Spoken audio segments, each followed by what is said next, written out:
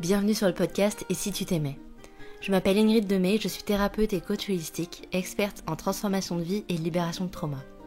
Ma mission est d'aider les femmes à se libérer de tout ce qui les entrave, leur permettre d'exprimer leurs émotions et leurs besoins pour enfin renouer avec leur pouvoir intérieur. Sur ce podcast, on parle amour de soi, mindset, croyances, émotions, loi de l'attraction et beaucoup plus. Si tu désires changer ta vie, tes relations et finalement vivre la vie épanouissante que tu mérites, tu es à la bonne place. Il est temps de t'autoriser à rêver grand et à prendre les actions alignées pour te réaliser. Et bonjour à toi qui m'écoutes. Dans cet épisode, nous allons aujourd'hui parler de deux sujets qui peuvent sembler totalement opposés et qui pourtant sont vraiment connectés, à savoir la régulation du système nerveux et la loi de l'attraction. Pour le premier sujet, la régulation du système nerveux, en fait, nous sommes tous pourvus d'un système nerveux autonome, c'est-à-dire que en cas de stress, en cas de situation dangereuse, notre corps réagit de façon autonome et va choisir sa façon de gérer cette situation. Et de l'autre côté, nous avons la manifestation et la loi de l'attraction, qui sont des concepts qui peuvent paraître vraiment très wouhou ou très perchés, et pourtant, si on y réfléchit bien, on peut connecter les deux. Le cœur de la loi de l'attraction, c'est de dire que tout ce qui nous arrive dans notre vie, c'est le résultat de nos manifestations passées. Donc je vais tout de suite ouvrir une parenthèse, je vais très prochainement enregistrer un épisode sur les dérives de la spiritualité et du développement personnel, parce qu'il y a plein de choses toxiques là-dessous, et on abordera ce sujet plus en profondeur dans un prochain épisode. Donc, on va essayer de donner un exemple concret à ce qu'est la loi de l'attraction. Imaginons que tu souhaites déménager, donc tu vas avoir envie de trouver un logement qui va répondre à un certain nombre de critères. Par exemple, tu vas t'intéresser à l'emplacement, tu vas t'intéresser à l'exposition du soleil, à la luminosité de l'appartement, tu vas t'intéresser à la possibilité de faire des travaux ou non. Enfin voilà, tous ces petits éléments sont des critères qui font que, en fait, tu vas penser à ton projet, tu vas le visualiser avec précision, tu vas te projeter, tu vas affirmer que c'est ça que tu veux et tu vas passer à l'action en enclenchant le processus des recherches. Et c'est l'ensemble de ces éléments qui fait que tu vas attirer à toi exactement ce que tu as demandé, ou quelque chose qui en est très proche en tout cas. D'ailleurs, il arrive parfois qu'il y ait des drôles de timing, c'est-à-dire que au moment où tu décides de faire ta recherche avec tous ces critères, tu lances la recherche et tu t'aperçois qu'il y a quelqu'un qui a posté une annonce quelques heures avant et que cette annonce, elle est faite pour toi. Ou alors, au contraire, tu commençais à perdre espoir et hop, tu relances une recherche et d'un seul coup, quelqu'un vient justement de poster une annonce alors que ça fait des mois que tu recherches ce bien. Dans le monde de la spiritualité et de la loi de l'attraction, on appelle ce genre d'événement une synchronicité. Si tu doutes de l'existence de la loi de l'attraction, je t'invite à demander un signe à l'univers. C'est quelque chose qui est très facile, qui est abordable par tout le monde et qui vraiment est très surprenant. Le signe que tu vas demander, ça va être quelque chose qui sort de ton ordinaire, qui sort de ton quotidien. Il faut que ce soit quelque chose que tu n'as pas l'habitude de voir ou d'entendre. Par exemple, tu peux demander univers, si je suis sur la bonne voie, montre-moi une girafe. Donc, à moins que tu travailles dans un zoo, normalement, les girafes, c'est pas un truc que tu vois dans ton quotidien. Donc là, une fois que tu as fait cette demande, je t'invite vraiment à rester ouverte et à te laisser surprendre par l'univers. Parce que cette girafe, elle peut apparaître sous différentes formes. Tu peux tomber sur une illustration. Le sujet des girafes peut ressortir dans une conversation. Ou alors, tu peux voir une girafe en plein milieu de ta série du moment alors que c'était pas du tout le sujet. Voilà, vraiment, ça peut prendre diverses formes. Et si jamais tu te dis, c'est un coup de chance, ou c'est normal, j'étais plus attentive à ce truc-là, demande autre chose et tu verras qu'à chaque fois, ça va se reproduire. Et pour le fun fact, j'ai rédigé la trame de cet épisode parce que je voulais savoir quels étaient les grands points que j'allais aborder et j'ai écrit cet exemple de la girafe parce que je me suis dit, tiens, ça c'est un bon exemple, faut pas que je l'oublie, je vais le noter. Et bien le lendemain, j'ai eu 3 girafes qui ont popé dans ma vie. La première, c'était une amie qui a posté en story une carte avec l'illustration d'une girafe dessus, ce qui n'était pas du tout dans ses habitudes. Et un peu plus tard dans la journée, j'ai ouvert Instagram et je suis tombée sur l'illustration d'une artiste qui dessinait une girafe. Et la vidéo juste après, c'était une vidéo de travaux et j'ai appris qu'il existait un outil pour poncer les murs qui s'appelle une girafe. Donc vraiment, laissez-vous surprendre, ça peut prendre toutes les formes possibles. Pour en revenir à la loi de l'attraction, le fait de demander un signe et d'en voir un, c'est déjà une manifestation. Maintenant, j'en ai parlé brièvement, mais comment on manifeste quelque chose dans notre réalité ? Eh bien, la première étape, c'est déjà d'y penser. parce que ce à quoi on pense, c'est là où on met notre énergie. Mais pour pouvoir penser à quelque chose, tu dois déjà être capable de le décrire avec précision, exactement comme tu es capable de lister tous les critères de ton logement de rêve. Si je devais prendre une illustration pour t'expliquer comment ça fonctionne, c'est comme si tu regardais un aimant. Sur le principe, c'est juste une pièce métallique qui est soit noire, soit argentée. Tu peux la prendre, tu peux la toucher avec tes doigts, mais cette pièce métallique, elle a un champ magnétique autour d'elle.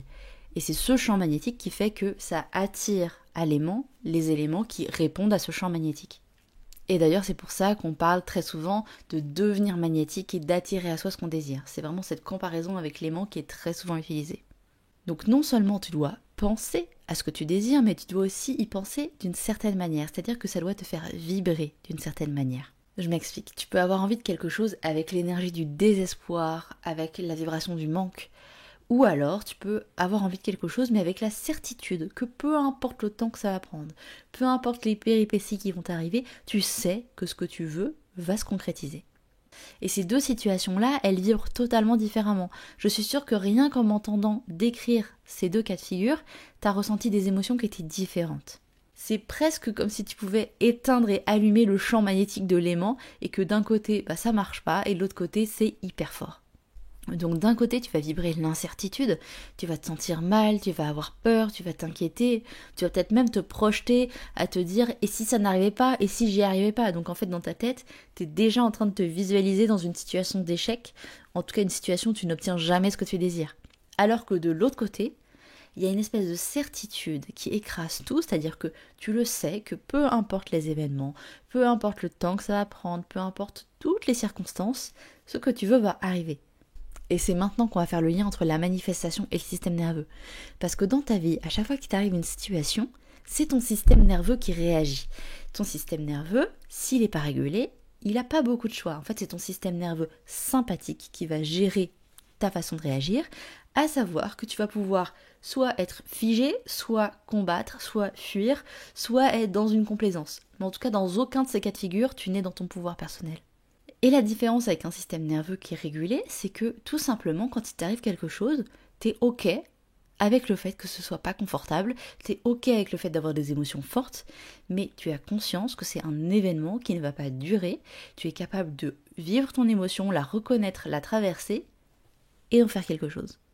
Autrement dit, c'est ok et c'est normal, et ça arrive à tout le monde, de ne pas vibrer la bonne énergie, c'est-à-dire d'avoir peur ou de se sentir mal ou d'être en détresse ou d'avoir beaucoup d'anxiété.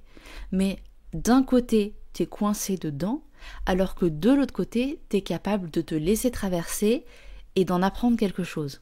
Et je vais prendre une comparaison qui, je suis sûre, va te parler, tu vas avoir une magnifique image en tête, mais les émotions, c'est comme le caca. C'est normal d'avoir des émotions fortes, parfois qui sont désagréables, tout comme c'est normal de faire caca, mais c'est pas normal de rester dans ces émotions fortes et désagréables, tout comme ce n'est pas normal de ne pas t'essuyer les fesses et d'avoir la crotte au cul toute ta vie. Je suis sûre que tu as l'image en tête maintenant, c'est magnifique. Ne me remercie pas pour ça. Pour revenir du coup aux émotions. En fait, la plupart d'entre nous, on a appris à s'essuyer après avoir été aux toilettes et à prendre des douches régulièrement, mais pour autant, on n'a pas appris à gérer nos émotions, à les reconnaître, à les exprimer sainement, à se laisser traverser, à essayer de comprendre le message qu'il y avait derrière. Et c'est là que ton pouvoir personnel y réside. Parce que la conséquence de ça, c'est que ton système nerveux, il est constamment bloqué en mode « je réagis à ce qui se passe, je suis en état de stress et je ne peux rien gérer autour ». Donc ça t'emprisonne dans des émotions désagréables, ça te fait penser à des choses désagréables, ça tourne dans ta tête en boucle et tu ne peux que voir les choses à travers un prisme négatif. Donc la clé la plus importante pour débloquer la plupart des choses dans ta vie, c'est déjà d'apprendre à réguler ton système nerveux et à gérer tes émotions. Ça va te permettre de développer ta sécurité intérieure. Ta sécurité intérieure va renforcer le fait que son système nerveux soit rassuré et tu vas pouvoir arrêter de te critiquer, arrêter de te juger toi-même et te donner l'espace de vivre sainement tes émotions. Parce que pour manifester ce que tu veux dans ta vie ou pour réaliser n'importe quel objectif, tu dois être capable de passer à travers des émotions qui sont pas cool. C'est normal, ça va arriver, mais c'est important et primordial de rester connecté au fait que de toute façon, ce que tu veux va se réaliser. Et même si à la fin de cet épisode t'es encore perplexe sur la loi de l'attraction, la manifestation, je suis ok avec ça et même je m'en fous. Par contre, le fait d'avoir un système nerveux régulé, ça a forcément un impact sur ta vie. Parce que tout simplement tes choix ne vont plus être les mêmes, tes relations ne vont plus être les mêmes, ta communication ne va plus être la même non plus, ça va certainement être beaucoup plus fluide, ta relation avec toi-même va être différente. Donc les actions que tu vas entreprendre vont être différentes elles aussi, et forcément quand tu mets tous ces éléments bout à bout, ça a un impact sur ta vie.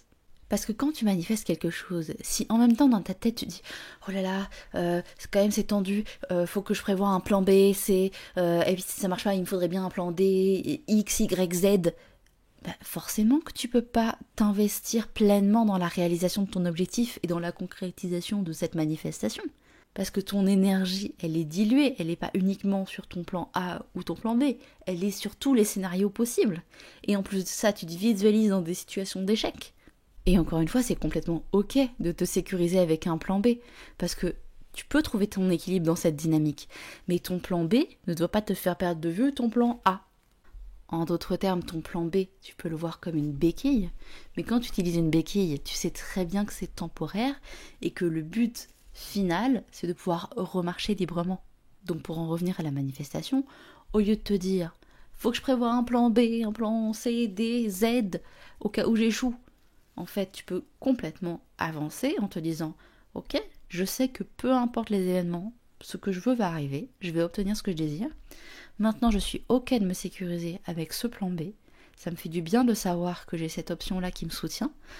Et je sais que comme ça me soutient, ça va me permettre d'arriver à la réalisation de mon objectif et à ce que ma manifestation se concrétise. » Donc d'un côté, tu vibres la peur et tu te projettes dans une situation d'échec, tu fais monter ton niveau de stress, donc tu participes toi-même au blocage de ton système nerveux en mode sympathique, alors que de l'autre côté, tu vibres la certitude, même en ayant ton plan B, car tu es profondément convaincu que tu vas obtenir ce que tu veux, et donc tu aides ton système nerveux à passer en mode parasympathique et tu peux appréhender les choses de manière beaucoup plus sereine.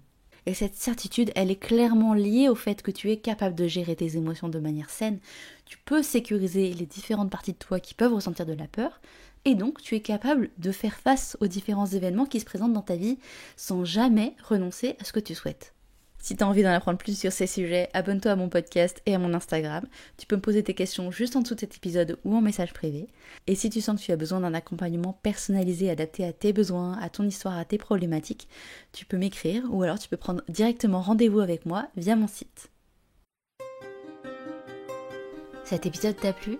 Pense à le partager avec une amie ou en story Instagram et à lui donner 5 étoiles pour m'aider à diffuser mon message. Si tu souhaites aller plus loin dans ton introspection et ton expansion personnelle, visite mon site dans la description et viens t'élever avec moi. À bientôt!